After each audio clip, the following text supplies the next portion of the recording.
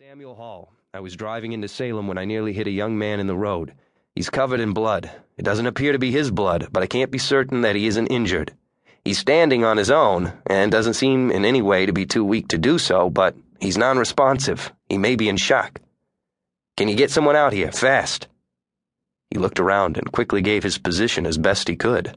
Hell, it was a quiet backwoods road. He'd opted to take IA north from Boston, but had turned off early. The dark, quiet road through the trees had seemed a soothing path for his first visit home in a long time. "Stay calm now, Mr. Hall," the operator told him. "I'll have a car out to your position immediately. Patrolmen are in the vicinity. It won't be long. You're sure the young man isn't bleeding? If so, you must staunch the flow of blood. Stay calm. Are you doing all right?" He hesitated for the fraction of a second, staring at the phone, his mind racing. He thought of the horrors he had witnessed in the military, and he thought of the crime scene photos he'd studied as a criminal attorney. "Ma'am," he said, his voice even and strong. "I'm about as calm as a dead Quaker, but you need to get someone out here fast. I'm going to suggest you send an investigator because I have a feeling this might be human blood, and I don't want to compromise any more evidence than I already have by putting my blanket around the boy." "Of course, sir. Please remain on the line and do your best to remain calm." "If you tell me to remain calm one more time, I'm going to implode and become consumed by spontaneous combustion." "There's already a car on the way, sir. You just have to remain calm. This is Salem, Massachusetts, sir, and we are moving into the Halloween season now, you know. You may be the victim of a prank. Now, stay on the line and remain calm, Mr. Hall."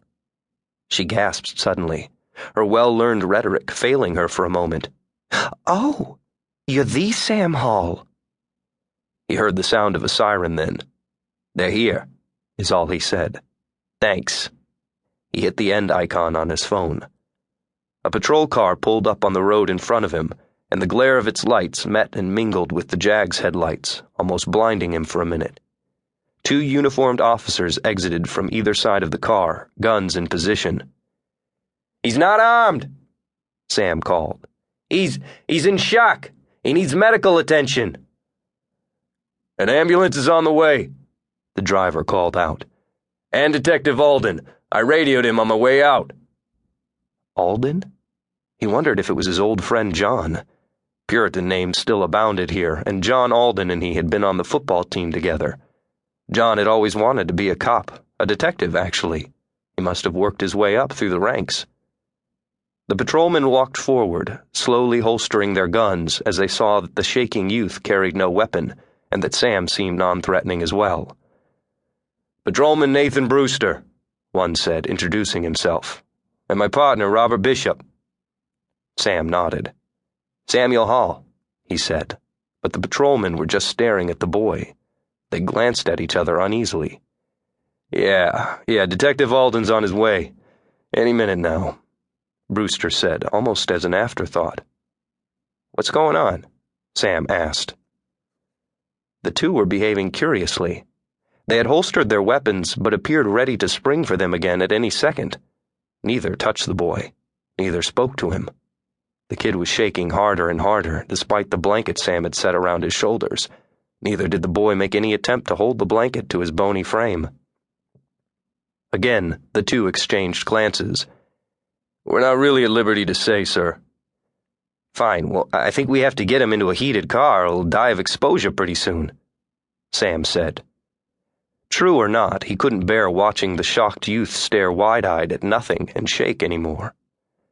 But before the patrolmen were compelled to respond, the sound of sirens suddenly seemed to grow to an alarming pitch.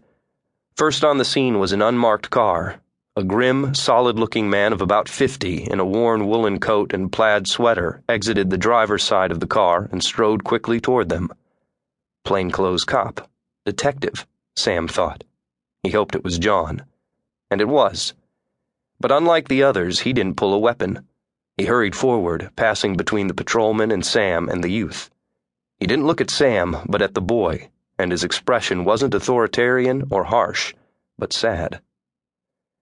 "Malachi," he said. "Good God, Malachi, you done it now."